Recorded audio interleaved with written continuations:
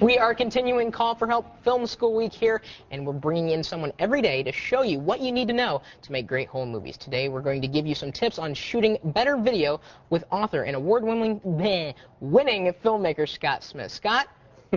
I feel like that sometimes myself. What did you think of the Academy Awards? Oh, the Academy Awards, I think I filled out my little sheet trying to guess who would win, and I don't think I won.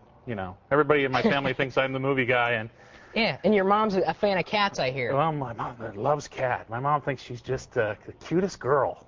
I would agree. Well, I don't know if the cutest. She's cute. I'm not the gonna... cutest. No, oh, my mom the would say cutest. the cutest. Yeah. Oh, well, there you go. Now, let me ask: is shooting a home movie any different than it was before the digital revolution? Well, you know what's funny is it's almost a lot like it was in the very early days of motion pictures. I always say that if Charlie Chaplin had DV equipment, that's the kind of equipment he would really love. Shoot lots of footage.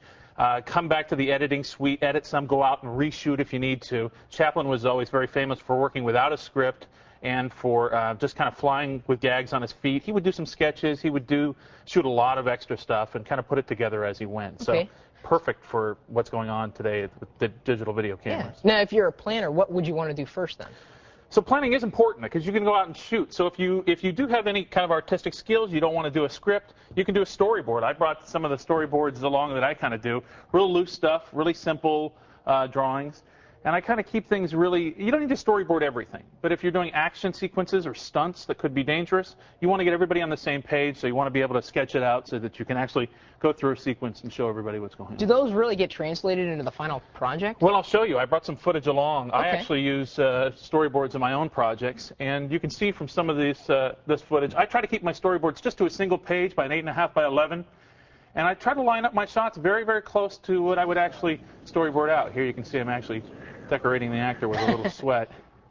So if it's a close-up of an eye, I try to start with a close-up of an eye. Maybe I'll zoom out from there. But essentially, that's the kind of thing that you want to do. It helps you with your shot planning, so when you get out to shoot something, you're not wasting a lot of time. Oh, yeah. Well, it does make sense. What if you're not really artistic on the storyboard side? Yeah, if you don't want to, then, the great thing about video is you could go out and shoot. But I will give you a couple of tips for composition. Okay.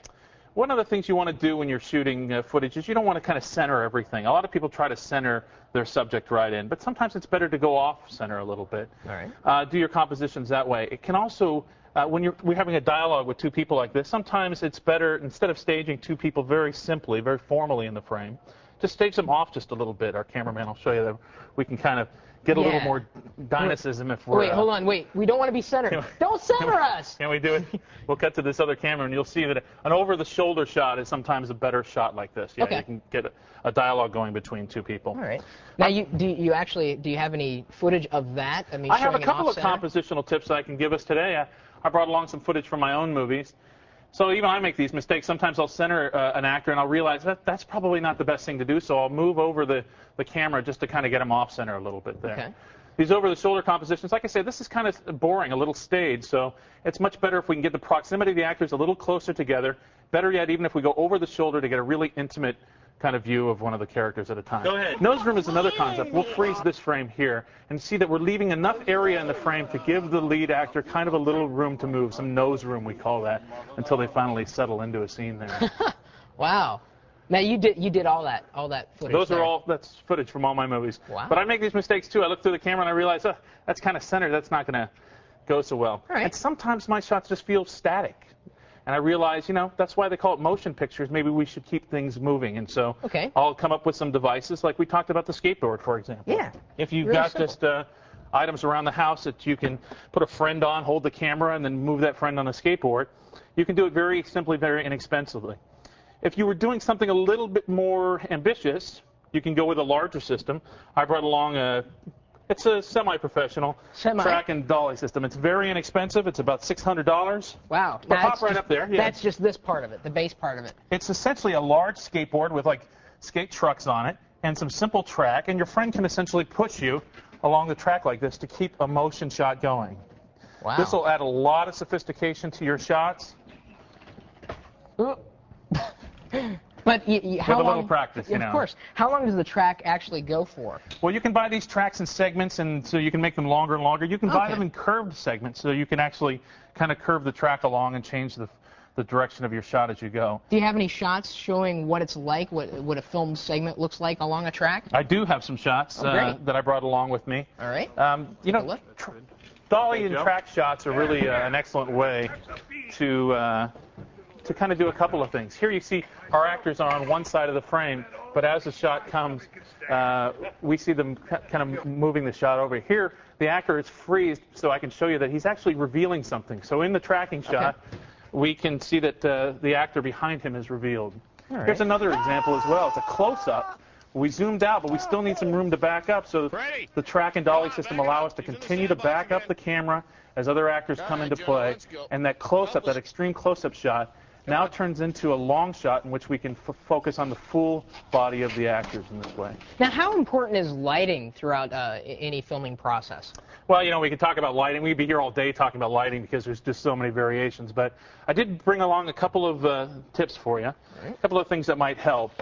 This is called a reflector. And if you're out at like a park shooting, for example, and you're under a tree and there's maybe some shadows or you're not getting the proper light, some overcast lighting, you can bring what's called a reflector. Stand back, because this will actually, it's a small little device, but when it pops open, mine's got a hole in it here because it went too close to the light. But this reflector, if you can actually see, I'll try to change the light. So there's no light on you, and then all of a sudden I bring this reflector up, and I can kind of borrow some of the light to move it onto your face. Yeah, take it away. That's amazing. Yeah, it's really a great way to change the aspect of your lighting out in nature. How much does that cost, something like this? You can buy one of these at any photo supply place. They range from like $25 to anywhere up to about $50, $60. How can people find out more information about doing this stuff on their own? Well, you know, we do have a couple of these articles already on the Call for Help website, but I also have a book out called Firewire Filmmaking, which has a lot of these tips. Some of the shooting tips are in the early chapters. Okay. It goes all the way through editing. And actually, I think I'll come back tomorrow and I'll show you some more editing tips on how we can kind of finish some footage. Maybe you and I will go out and shoot some footage. And, really? Why not? You think I'm photogenic? Well, I think I'll make an actor out of you yet. I think my mother would rather have Kat in the movie, but we'll do that another time, yeah. Oh, you mean but your mom's going to watch the movie even if Kat's not in it, Well, right? yeah, I'll have to prep her that it's you for the disappointment, but ultimately. Thank you. And then next year at that. Academy Award time, who knows? Ooh. Could be you. You mean we can get nominated for something? Well, it could be you and me both up there taking home that statuette. I like that. All right, well, thank you once again, Scott, for coming in. I'll see you tomorrow. That's right, we will. And you can see us tomorrow, but until then, swing by our website. As Scott said, there's some incredible resources right there for anybody who's wanting to get started and not necessarily having to spend a lot of money to do some easy tricks with home movie shooting. So, we've got a free file that's still coming up and more of your live calls on